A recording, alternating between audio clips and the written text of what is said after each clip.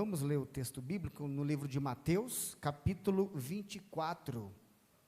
Um texto que tem muito a falar conosco nesta noite. E o texto assim nos diz: E quando Jesus ia saindo do templo, aproximaram-se dele os seus discípulos para lhe mostrarem a estrutura do templo. Jesus, porém, lhes disse: Não vedes tudo isso? Em verdade vos digo que não ficará aqui pedra sobre pedra que não seja derribada. E estando assentado no Monte das Oliveiras, chegaram-se a ele os seus discípulos, em particular dizendo: Dize-nos, quando serão essas coisas? E que sinal haverá da tua vinda e do fim do mundo? Vamos repetir essas três perguntas. Primeiro, quando serão essas? E que sinal haverá da tua?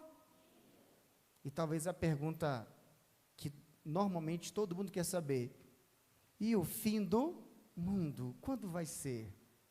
Podeis assentar. Já oramos? Esse texto, como nós podemos perceber, ele tem uma estrutura em dois cenários. O primeiro cenário, Jesus está saindo do templo. E o segundo cenário, Jesus está no Monte das Oliveiras. Vamos ver se dá tempo de expor os dois cenários. Mas ainda que não dê tempo de trabalhar os dois cenários, o primeiro, certamente, Deus falará conosco. Quando o texto diz, e quando Jesus ia saindo do templo, é muito importante que a gente, primeiro, faça uma abordagem sobre o templo.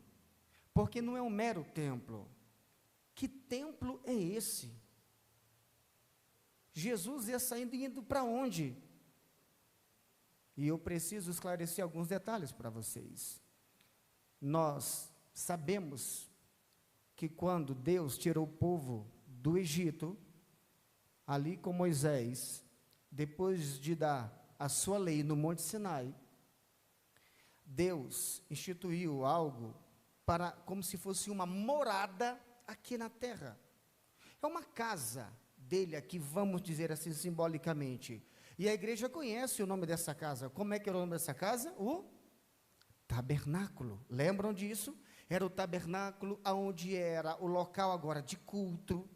O tabernáculo era o local de sacrifício, é onde o sacerdote ia uma vez ao ano matar o animal, e essa atitude era para que o povo pudesse ser perdoado através do sacrifício.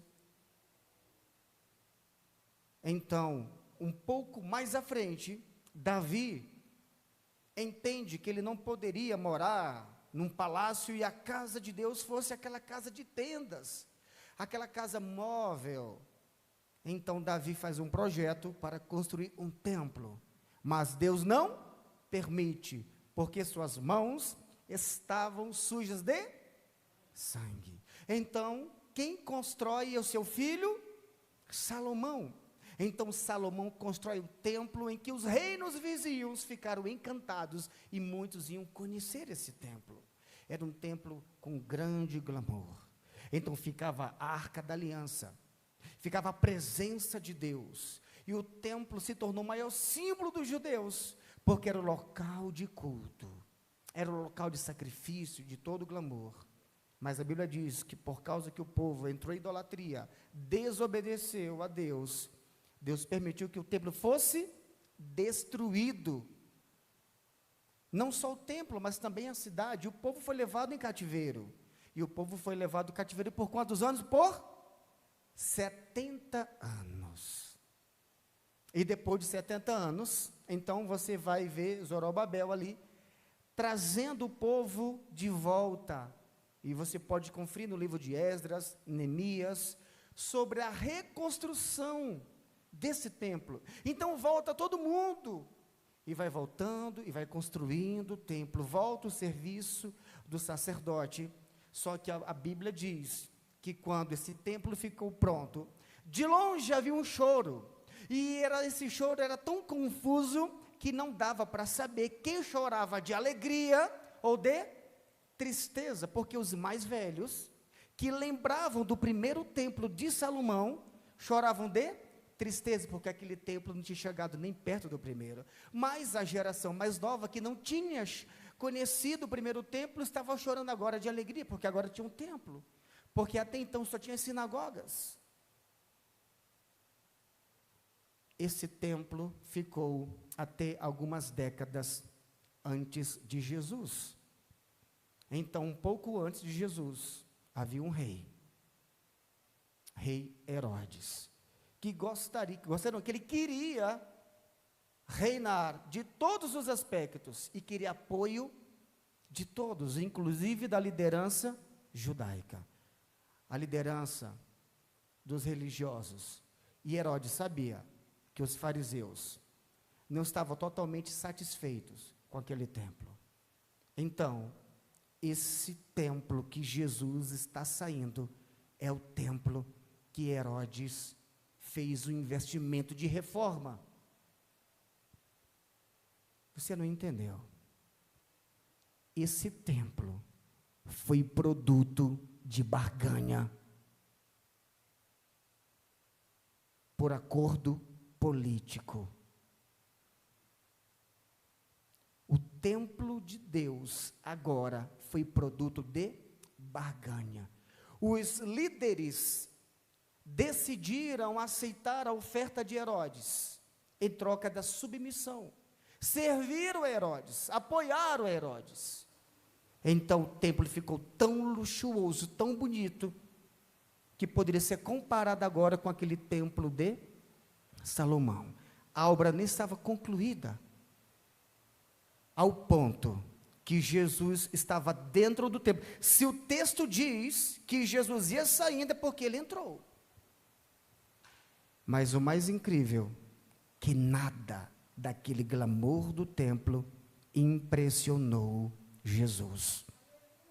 Jesus não ficou impressionado, porque ele sabia, em primeiro lugar, que não tinha glória maior do que a sua própria presença. Mas Jesus estava dentro do templo. Jesus passou 3 dias. Mateus só registra 2 entradas, porque a primeira tem Marcos.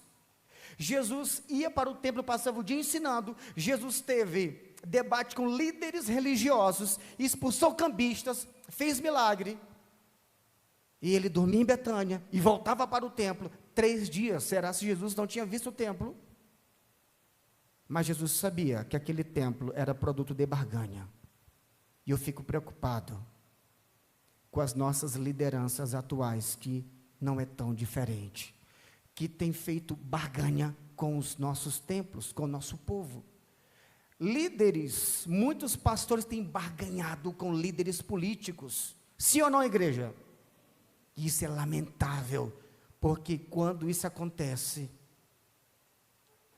Deus se retira do meio do povo, em graça, mas permanece em juízo.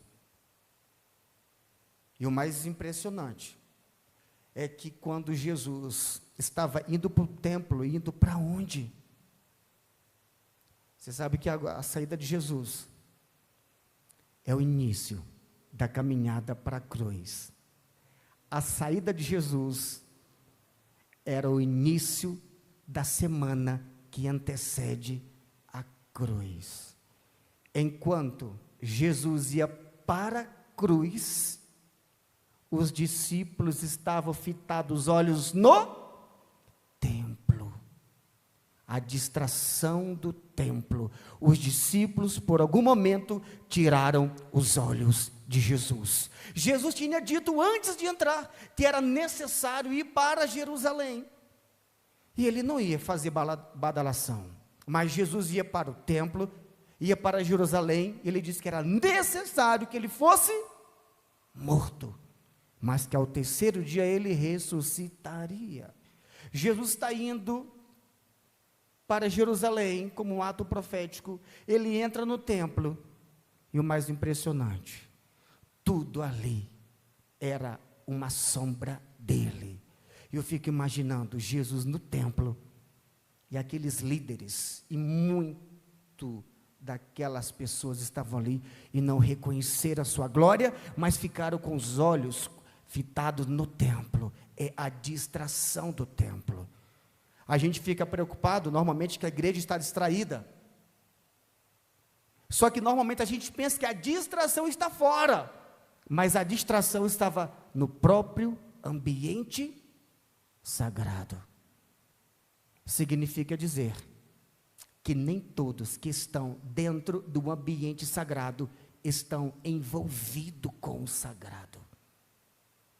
Não se engane, porque você vê alguém, ou você possa estar dentro de um ambiente sagrado, mas isso não garante que você está envolvido com o sagrado, porque o maior envolvimento do sagrado é quando você está envolvido com Cristo Jesus, quando você está envolvido com a mensagem da cruz.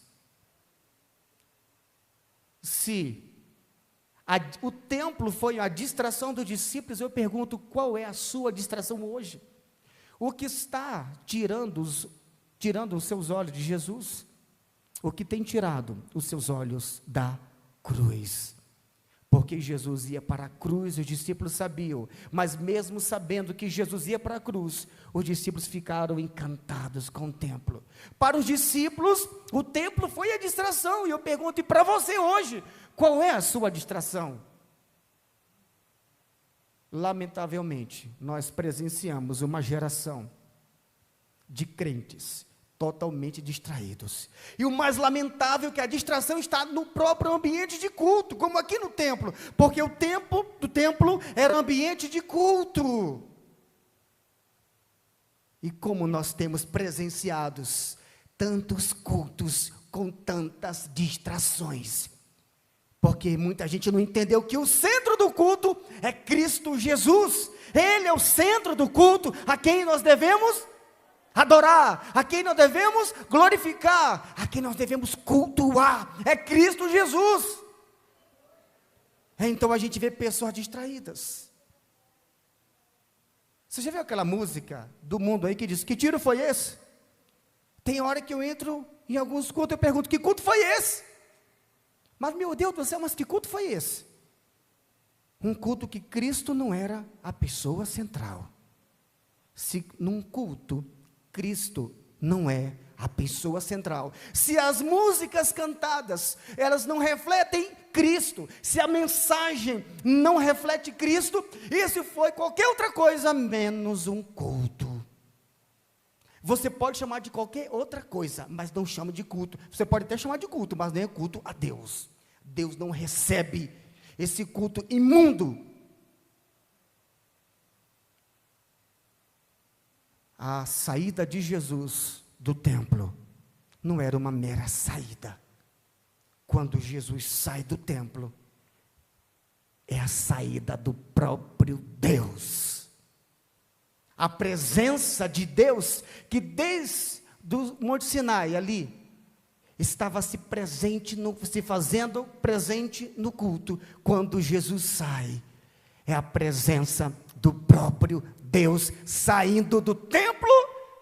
E uma prova disso, para ninguém ficar com dúvida, ele disse, olha, eu já vi esse templo, mas para você ter ideia, não vai ficar aqui pedra sobre pedra que não seja derribada. Ou seja, Jesus estava dando um recado, esse sistema judaico, a sombra, vocês não precisam ficar mais na sombra, porque eu cheguei, eu estou aqui, tudo isso era até a minha chegada, agora eu cheguei, você não deve celebrar a minha sombra mais, você deve celebrar a mim, a Jesus Cristo. Mas infelizmente, enquanto Jesus estava saindo do templo, tem muita gente querendo voltar para o sistema de culto judaico, voltar para o sistema do templo.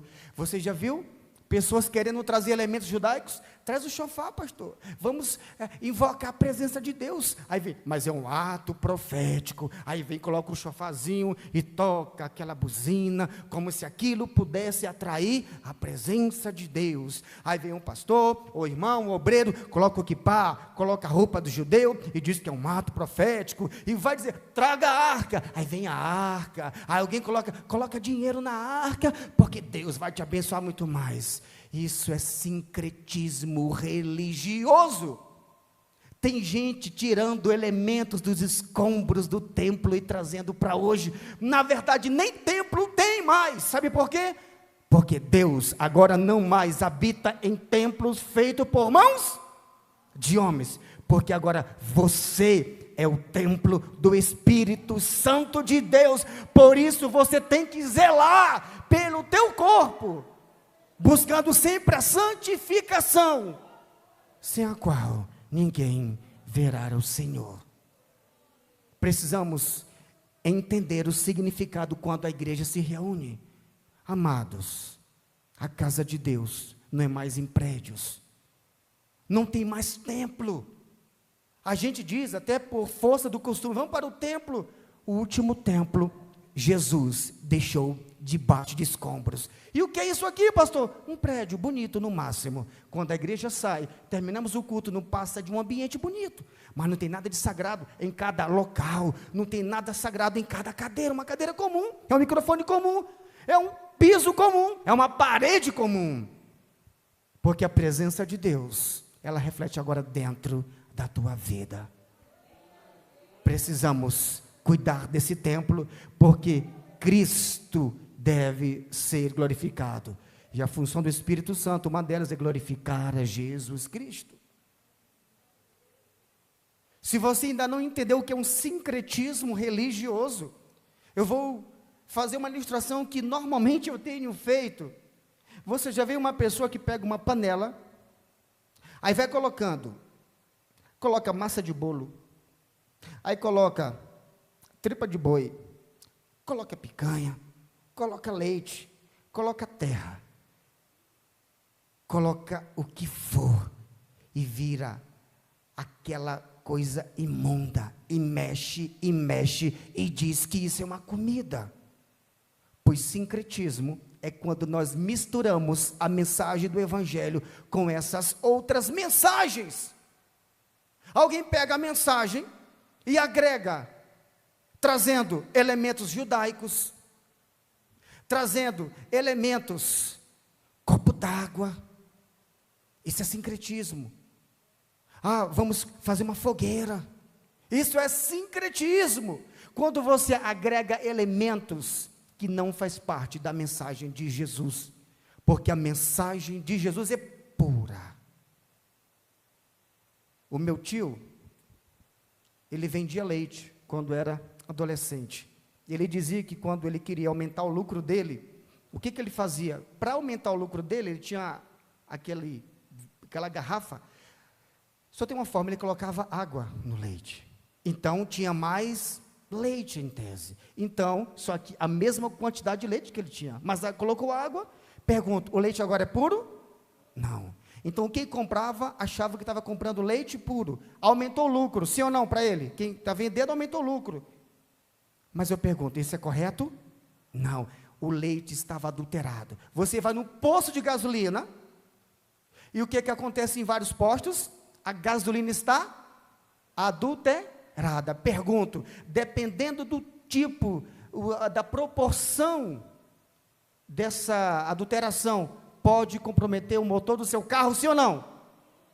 Tem muita igreja batendo o motor, porque está recebendo um alimento adulterado, sincrético. Aí depois pergunta, por que a igreja não cresce? É simples, não tem alimento saudável. Estão trazendo outras mensagens, pastores, para o culto. Nós devemos pregar o Evangelho. Jesus está dando a dica, é a cruz, a mensagem da cruz. E essa mensagem deve refletir na sua vida, no dia a dia. É uma mensagem de arrependimento, de renúncia do seu eu, em que você se esvazia, e o Espírito de Deus enche a sua vida. É assim que nós devemos ficar atentos para essa realidade. Era esse o significado da saída de Jesus do templo. Cuidado, que você pode estar recebendo alimento adulterado. É simples. Como saber? Essa mensagem que foi pregada, ela reflete a cruz de Cristo? Se não reflete, rejeite. Porque toda mensagem tem que refletir a cruz de Cristo. Não tem como ser discípulo sem cruz. Não tem como ser um discípulo sem carregar a sua cruz. Portanto, você quer seguir Jesus? O que mesmo Jesus disse? Renuncie a si mesmo e tome a sua cruz. Então, siga-me. Tem muita gente que quer seguir a Jesus, mas não quer levar a sua cruz. Uma igreja não pode estar firme, ter um bom alicerce, se não está calcada na mensagem da cruz. Lamentavelmente, é isso que tem acontecido. Nós temos presenciado templos cheios, mas com vidas vazias. Estamos mais preocupados em encher templos do que encher vidas com o Espírito Santo através da sua palavra. Isso é muito perigoso, porque vivemos em um legalismo. Então Jesus agora sai do templo. O cenário mudou. Ele agora está no Monte das Oliveiras. Ele diz, e estando assentado no Monte das Oliveiras, chegaram os seus discípulos, e em particular dizendo, dize-nos quando serão essas coisas. Primeira pergunta, olha, quando serão essas coisas? Segunda pergunta, qual sinal haverá da tua vinda? E a última pergunta, e o fim do mundo? Foram feitas 3 perguntas para Jesus. Honestamente, eu tive muita dificuldade no primeiro momento, na época que fui fazer o estudo desse texto, porque as respostas não batem com a pergunta na ordem que está. Porque Jesus não respondeu na ordem em que foi perguntado. Jesus respondeu inversamente. Então, nós vamos ter que agora fazer análise do texto de trás para frente. Eu gostaria de convidar você a abrir sua Bíblia para a gente compreender cada pergunta. E o texto de Mateus 24 trata-se de uma questão que na teologia é chamado de escatologia, a doutrina das últimas coisas. Todavia, nós não queremos entrar aqui nos aspectos mais sistemáticos, nas abordagens escatológicas que se tem. Até porque que Jesus não teve essa intenção de trabalhar esses elementos que normalmente é trabalhado nas academias. Mas tem um foco, tem um alvo, e o próprio texto vai revelar o que está acontecendo aqui. Então, a primeira pergunta, quando serão essas coisas? Então, se você começar a ler o texto, logo no início, não vai bater. Porque a primeira resposta está no versículo 36 até o 44. É no final dessa perícope. Quando serão essas coisas? Vamos acompanhar comigo, versículo 36. Porém, daquele dia e hora ninguém sabe, nem os anjos do céu, nem o filho, mas unicamente meu Pai. E como foi nos dias de Noé, assim será também quem? A vinda do Filho do Homem. Porquanto, assim como nos dias anteriores ao dilúvio, comiam, bebiam, casavam e davam-se em casamento até o dia em que não entrou na arca. Então não o perceberam. Observe, pausa. Então eles não perceberam até que veio o dilúvio. Por que não perceberam? Porque estavam como os discípulos distraídos, com comida, com bebida, com as coisas desse mundo. Mais uma vez o texto fala de distração. O ponto se repete aqui em Jesus. As pessoas estavam distraídas. Os discípulos distraídos com o templo, com elementos do sagrado. Aqui, na época de Noé, estavam distraídos com coisas materiais, com comidas e bebidas. Não é assim que a gente tem feito? Distraído tanto, não que errado, ao contrário, muito saudável que a gente se reúna. Hoje, por exemplo, a gente participou de um belo churrasco na casa do irmão Jeová. Mas o que eu quero dizer é que tem muitas igrejas que estão distraídas com as coisas materiais. O culto se tornou um trampolim para que eles possam alcançarem objetos, situações que venham convergir com elementos materiais. Então, o texto diz, então, estando 2 no campo, será levado um e deixado o outro. Estando 2 moendo no moinho, será levado e uma será deixada. Fala sobre a vinda de Cristo. A questão não é como que virá. Nós temos uma certeza, Ele virá. Essa certeza, ela é bíblica, Ele virá. Mas o ponto central de todo o capítulo de Mateus 24, e não só de Mateus 24, como do outro capítulo próximo, Mateus 25, enquanto pessoas fazem tantas especulações, a mensagem é tão simples. Jesus está falando de coisas futuras, mas a ênfase é a vida presente, é da vida do dia a dia. E o versículo 42 é a chave hermenêutica desse texto, quando ele vai dizer: vigiai, porque não sabeis a que hora há de vir. Essa foi a primeira pergunta. Quando serão essas coisas? Não importa quando serão. Jesus está dando um recado. Não te interessa quando será essa hora, mas uma coisa interessa, que você esteja vigiando. Portanto, vigiai, não fique distraído. É esse o recado que Jesus está dando. Será se nós estamos preparados? Será que nós estamos distraídos para a vinda de Cristo? Cristo está vindo e nós estamos distraídos? Precisamos fitar os olhos em Jesus. Não tire os olhos de Jesus, igreja. Não tire os olhos de Jesus. Então agora tem a segunda pergunta, se essa é a primeira pergunta.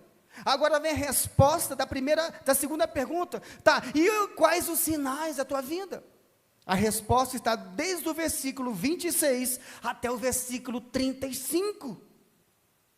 E ele vai dizer: e logo depois da aflição daqueles dias, o sol escurecerá, e a lua não dará a sua luz, e as estrelas cairão do céu, e as potências do céu serão abaladas. Então, você quer um sinal? Aparecerá no céu o sinal do Filho do Homem, e todas as tribos da terra se lamentarão e verão o Filho do Homem vindo sobre as nuvens do céu, com poder e grande glória. E o texto ainda continua dizendo: e ele enviará os seus anjos com um rijo clamor e trombeta, os quais ajuntarão os seus escolhidos desde os quatro ventos a uma extremidade dos céus. Então, de repente, Jesus conta uma parábola, e essa parábola é ponto de discussão para muitas pessoas, teólogos liberais, por exemplo, que não acreditam na questão sobrenatural da Bíblia, como inspiração divina. E alguns ateus também, que diz que Jesus errou, feio, segundo eles, eu vou provar que não, sobre esta parábola. E a parábola aqui no versículo 32 diz: aprendei, pois, esta parábola da figueira. Quando já seus ramos se tornam tenros e brotam folhas, sabeis que está próximo o verão. Igualmente, quando virdes todas essas coisas, sabei, olha uma dica, fique vigiando, sabei que está próximo às portas. Aí, parte final: em verdade vos digo que não passará esta geração. Aqui está o grande ponto de problemas de interpretação. Porque Jesus disse: não passará esta geração sem que todas essas coisas aconteçam. Então alguns dizem: mas já passou a geração, e isso não aconteceu. Então Jesus falhou, assim dizem alguns teólogos liberais e alguns ateus. Mas Jesus não errou, porque a sua palavra não falha.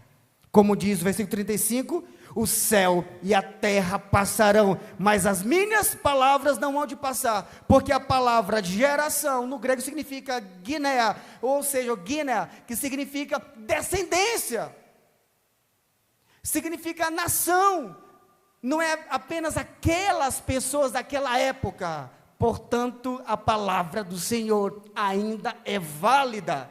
O texto não se refere àquele grupo de pessoas a quais ele estava se referindo. Então, se ele responde a segunda pergunta, então vem agora a resposta da última pergunta. E o fim do mundo? Não foi isso a última pergunta? E o início do texto aqui, logo no versículo 4, é a resposta não da primeira pergunta, mas da última pergunta. Então Jesus responde sobre o fim do mundo. E Jesus respondendo disse-lhes: acautelai-vos, que ninguém vos engane. A nossa tradução está correta, mas o termo traduzido para o português ainda não chegou um pouco perto, de fato, do que Jesus quis dizer da tradução do grego, porque a palavra no grego, engana aqui, é sedução. A melhor tradução seria, e disse Jesus, cuidado, que ninguém vos seduza. Ou seja, Jesus está repetindo as mesmas questões, está mostrando que houve distração, sedução. O templo foi objeto para seduzir os discípulos, comidas e bebidas na época de Noé. E agora Jesus está colocando para aquela geração, cuidado que ninguém vos seduza. Ou seja, não fiquem seduzidos. Por quê? Então ele vai dizer, não fique seduzido, porque muitos virão em meu nome dizendo, eu sou Cristo, e enganarão a muitos. E como tem gente enganado, seduzido por mensagens que não refletem a mensagem da cruz.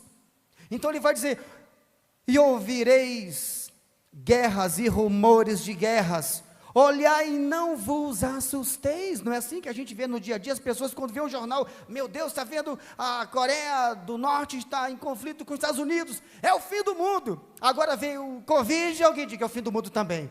Observaram que quando tem alguma catástrofe global, a gente fica sempre pensando que é o fim do mundo. Mas olha o que Jesus disse, não vos assusteis, porque é mister, ou seja, é necessário que isso aconteça, mas ainda não é o fim, ainda não é o fim. Não se preocupe, quando vocês ouvirem tudo isso, ainda não é o fim, porque se levantarão nação contra nação, reino contra reino, e haverá fomes e pestes, covides, haverá tudo isso, mas ainda não é o fim. Quem está em Cristo Jesus, não teme pestes, terremotos, fomes, nada, porque ainda que nós pudéssemos passar pelo vale da sombra da morte, ainda nós não temeríamos, porque o Senhor está conosco. E o texto continua dizendo, e surgirão muitos falsos profetas, e como tem falsos profetas, porque toda pessoa que não prega a mensagem do evangelho da cruz, é um falso profeta. E pessoas levando por aí, por profetadas, saindo em igrejas por aí, pulando em galho atrás de profetada. Isso aqui é profecia, quer? A escritura. Esta é a profecia que você precisa ouvir. Esta é a mensagem que você precisa. Então, no versículo 13 vai dizer, mas aquele que perseverar até o fim será salvo, e vamos agora ficar atento para esse versículo, porque aqui é a resposta cabal da última pergunta. Então, este evangelho do reino será pregado em todo o mundo, em testemunho a todas as gentes. Então virá quando que virá o fim? É quando tiver guerra? É quando tiver pestes? O fim virá quando o evangelho do reino for pregado a todas as gentes. Pastor, mas o mundo já está evangelizado, o mundo já tem o evangelho. Minha pergunta é, evangelho do reino? O evangelho do reino, você tem certeza? Eu desconfio que não. Eu não desconfio, eu tenho certeza que não, porque muito do evangelho que a gente tem escutado, não é o evangelho do reino. E eu lembro das palavras de Paulo, olha a igreja, não fique empolgado, que ainda que possa aparecer aqui, descendo do céu um anjo, trazendo outro evangelho, mas que não seja esse, seja rejeitado, amaldiçoado. Tem gente que fica muito mais empolgado se alguém disser que um anjo trouxe a mensagem do que a palavra do Senhor. Precisamos ter muito cuidado com que palavra, porque essas palavras que não refletem a cruz também é uma distração. Eu quero finalizar aqui fazendo algumas reflexões.